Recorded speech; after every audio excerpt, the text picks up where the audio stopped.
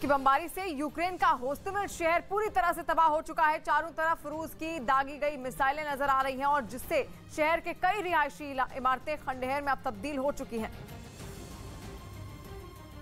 Irpin और Bucha से पहले होस्टोमेल ऐसा शहर था जिस पर रूस की सेनाओं ने सबसे पहले हमला बोला था।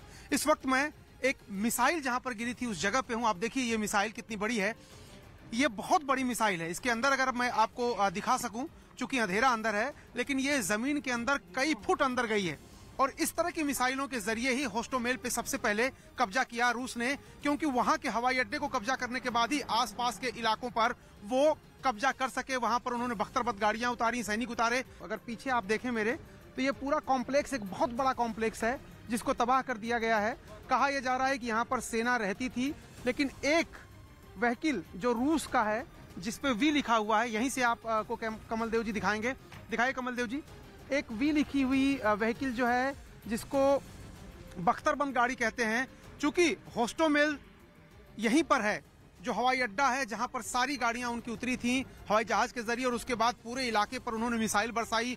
एक तरफ हवा से मार कर रहे थे, दूसरी तरफ जमीन से उनके टैंक आ रहे थे, और उसके बाद उन्होंने होस्टोमेल पे सबसे पहले कब्जा किया, फिर बूचा और इरपिन की तरफ गए। तो इस तरह की मिसाइल बहुत सारी आपको इस इलाके में दिखाई देंगी जो अब भी मौजूद हैं। और ये मिसाइल जीता जागता उदाहरण है कि किस तरह रूस ने बड़े बड़े हथियारों से, बड़ी बड़ी मिसाइल से रॉकेट दाग करके होस्टोमेल, इरपिन और बूचा को तबाह किया था।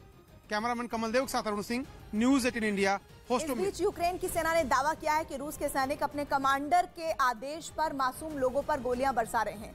अपने दावे को साबित करने के लिए उसने एक ऑडियो भी जारी किया है। बताया गया है कि ये ऑडियो रूसी कमांडर और सैनिकों के बीच हुई बातचीत का है,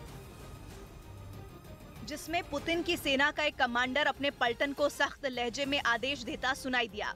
दावा है कि उसने युद्ध जीतने के रास्ते में आने वाले हर नागरिक को भी मार डालने का फरमान सुनाया। कहा जा रहा है कि रूसी सेना के कमांडरों के ऐसे ही आदेश के बाद यूक्रेन में कत्लेआम शुरू हो गया। बुचा, मारियुपोल जैसे शहरों में मासूम लोगों की लाशें बिछ गईं। आरोप तो ये भी है कि रूसी फौज ने बच्चों और महिलाओं को भी नहीं बख्शा और बर्बरता की सारी हदें पार कर दी। वहीं बुचा में हुए नरसंहार के बाद वहां राहत और बचाव का काम तेज कर दिया गया है, जिसके लिए यूक्रेन की सेना के कुछ जवान मदद के लिए बुचा पहुंचे, जिनके सामने पूरी तरह से तहस नहस एक शहर मौजूद था।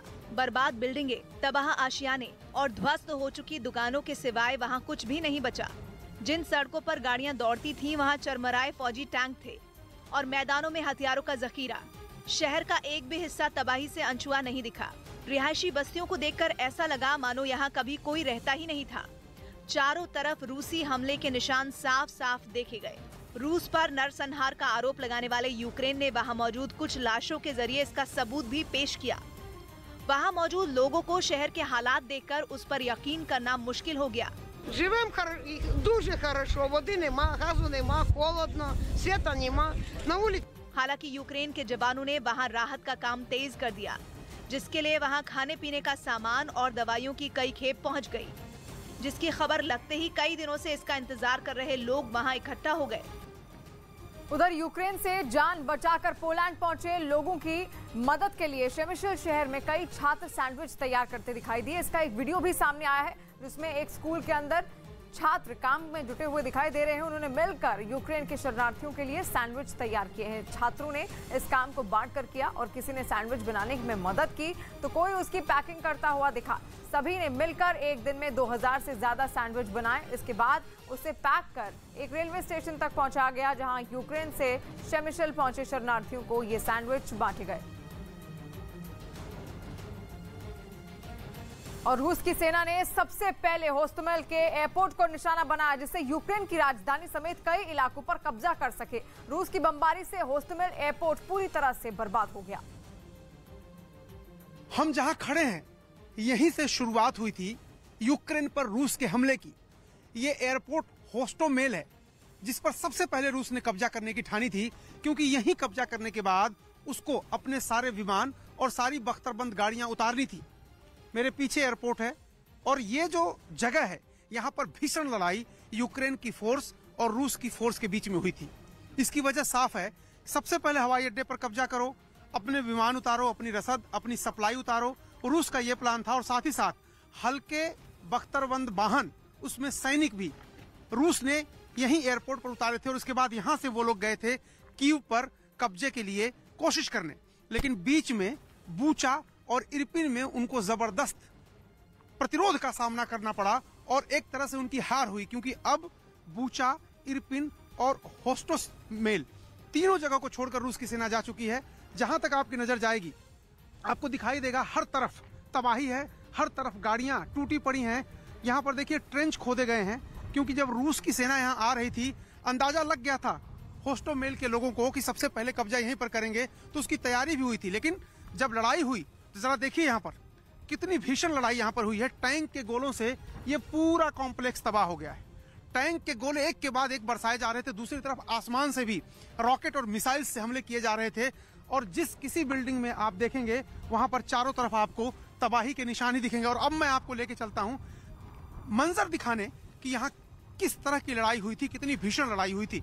ये देखिए जली हुई गाड़ियां, दूसरी तरफ देखिए टूटे हुए कॉम्प्लेक्स, तीसरी तरफ ये जो रूस की गाड़ियां हैं और यूक्रेन की गाड़ियां हैं, ये इन गाड़ियों के जरिए ही सेनाएं एक दूसरे से मोर्चा लेने के लिए यहाँ पहुंची थी। लेकिन ये गाड़ियां किन हालातों में हैं आप ये देखिए ध्यान से। ये पूरी गाड़ी पलट गई है। इधर देखिए, ये हालांकि यूक्रेन की गाड़ी है, यूक्रेन की युद्ध में प्रयुक्त की जाने वाली गाड़ी है, ये यूक्रेन की गाड़ी है, लेकिन कुछ रूस की गाड़ियां भी यहाँ पर हैं। और इसके अलावा मैं आपको दिखा रहा हूँ बहुत सारी ऐसी जगह हैं जहाँ पर मैं आपको लेके चलूंगा और दिखाऊंगा कि किस तरह से चारों तरफ जहाँ कहीं भी आप देखेंगे, इधर देखिए दोनों तरफ आपको जली हुई, टूटी हुई, पलटी हुई गाड़ियां ही दिखाई देंगी। ये देखिए ये गाड़ी भी जली हुई है। इधर देखिए यहाँ पर एक बस है जिसका इस्तेमाल सैनिक करते थे। और उस समय जब हमला हुआ था तब कितने बज रहे थे वो भी मैं दिखाऊंगा। देखिए कि यहाँ पर बम गिरा है, यहाँ पर बम गिरा, देखिए ये यहाँ पर बम गिरा है, ये देखिए ये जो बम गिरा है गड्ढा हो गया है। और इस बम के गिरने के बाद इसकी वेव्स से आसपास की जो खिड़कियां हैं, जो शीशे हैं, देखिए किस तरह से टूट गए। ये देखिए शीशे टूटे हुए हैं। ये सड़क है और पूरा गड्ढा हो गया इसके अंदर।